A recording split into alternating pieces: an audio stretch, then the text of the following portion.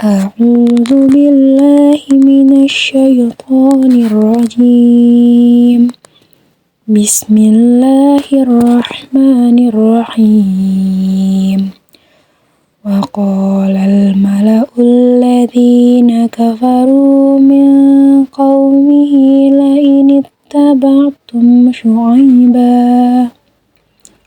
لئن اتبعتم شعيبا إنكم إذا لخاسرون فأخذتهم الرجفة فأصبحوا في دارهم جاثمين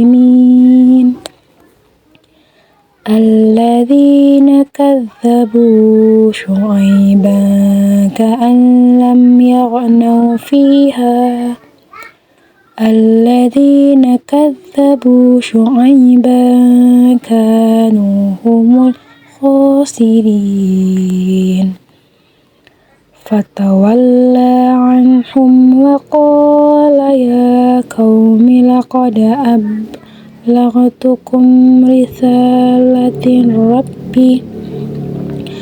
أبلغتكم رسالات ربي ونصحت لكم فكيف آسى على قوم كافرين وما أرسلنا في قرية من نبي إلا أخذنا أهلها بالبأساء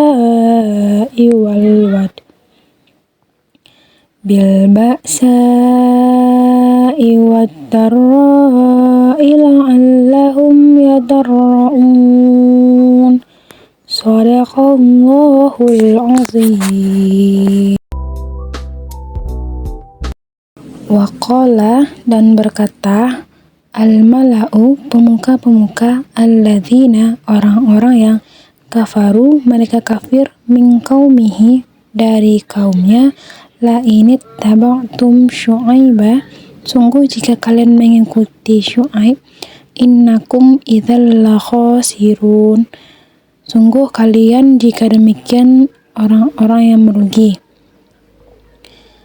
Fa'akhadhathumu maka menimpa mereka ar-rajfatu gempa fa'asbahu maka jadilah mereka fi darihim dalam rumah mereka jathimin mayat-mayat yang bergelimpangan alladzina kadzabu orang-orang yang mereka dustakan Syu'aib ka'an lam yaghnau fiha seakan-akan tidak atau belum mereka berdiam di dalamnya alladzina orang-orang yang kadzabu mereka mendustakan Syu'aib kanu humul khasirin adalah mereka orang-orang yang merugi fatawalla maka dia berpaling anhum dari mereka waqala dan dia berkata ya qaumi laqad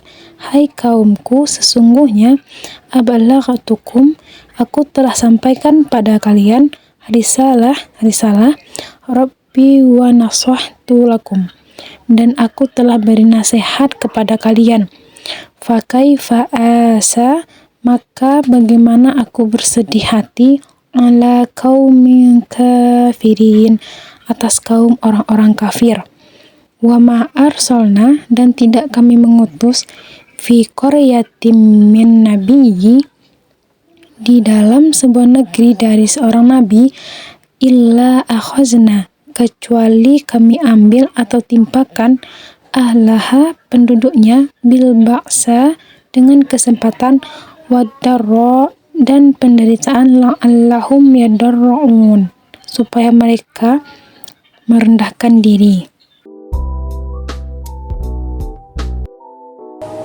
Baik, penafsiran dari Quran surat Al-A'raf ayat 90 sampai dengan 94 di mana ayat tersebut membicarakan tentang perihal doktrin ekonomi Nabi Syu'aib dan kaum Madian di mana ada dua doktrin dasar Nabi Syuaib. Yang pertama yaitu paradigma tauhid. Paradigma tauhid pada dasarnya Nabi Syuaib bukan yang pertama kali menggulirkan paradigma ini. Para rasul sebelumnya pun telah menyampaikannya, yang dimana ada dua macam estafet yang membentuk mata rantai yang utuh, tetapi tidak terpilah di antara penyampaian pesan oleh Allah Subhanahu wa Ta'ala. Semua perintah ibadah kepada Allah di atas tidak terbatas pada hal-hal yang bersifat ritual saja, tetapi juga meliputi segala aktivitas hidup manusia. Hanya ada dua alternatif yang Allah berikan, yang pertama mengabdi kepadanya, dan kedua mengabdi kepada tauhid atau setan. Yang kedua, keadilan berekonomi.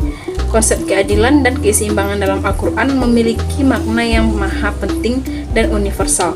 Dalam perspektif sosial ekonomi, keadilan ini bermakna adil dalam distribusi pemberian kesempatan kepada anggota masyarakat seperti gaji yang sesuai dengan kerja, mempersempit jurang pemisah antara yang kaya dengan yang miskin, dan berusaha memperbaiki kehidupan kalangan grassroots. Lalu menurut Muhammad Bakir, keadilan sosial ini merupakan suatu rukun. Selain mengajak untuk kembali bertauhid secara benar, Nabi Syuaib juga menyeru kaumnya untuk berlaku adil, baik dalam masalah ekonomi maupun politik. Selanjutnya yaitu relevansi pendidikan. Yang pertama, adanya kesabaran. Nabi Syuaib sabar dalam berdakwah atau menyampaikan tauhid kepada kaumnya, meskipun selalu mendapatkan perlawanan, pendustaan, serta berpaling dari dakwah Rasulullah, menghina, meneror, serta mengancam. Namun beliau tetap sabar dan berusaha hendak menyadarkan lebih dahulu eksistensi kaumnya. Siapa mereka, dari mana asalnya, siapa yang menciptakan, untuk apa mereka hidup, siapa yang paling berhak memberi aturan hidup kepada dirinya, dan kemana mereka apabila telah mengalami kematian. Yang kedua itu dilarang melakukan kecurangan. Selain mengajak untuk kembali bertauhid secara benar, Nabi Syuaib juga menyeru kaumnya untuk berlaku adil, baik dalam masalah ekonomi maupun masalah politik. Dari sekian banyak kisah Nabi dan Rasul yang penuh pelajaran hidup, kisah Nabi Syuaib ini menjadi salah satu kisah yang perlu kita tahu, karena kisah ini akan mengajarkan kita bahwa menjadi manusia tidak boleh berbuat curang dan melakukan berbagai macam kerusakan dan kemaksiatan. Manusia hanya memiliki nisbi atau sesuai dengan keadaannya yang nisbi pula, tidak mutlak. Jadi demikian mengapa manusia begitu rakus dan sewenang-wenangnya dalam mendapatkan dan menggunakan kekayaannya. Ketiga yaitu pantang menyerah. Nabi Syuaib pantang menyerah dalam menyeru kaumnya, yang dimana Nabi Syuaib ini juga menyeru tentang solidaritas kemanusiaan. Beliau menawarkan agar interaksi antar sesama dibangun atas prinsip-prinsip keadilan, keseimbangan, kejujuran, serta humanitas, yang dimana memanusiakan manusia. Karena keduanya memiliki keterkaitan satu sama lain, hal ini dimana kaum bangsa Madian mereka menggunakan paradigma sekularisme dan individualisme, dimana menurut mereka tauhid atau agama dan ekonomi ini tidak ada kaitannya. Keduanya harus dipisahkan karena ekonomi tidak usah dikontrol dengan agama, biarkan bebas sesuai dengan kehendak manusia.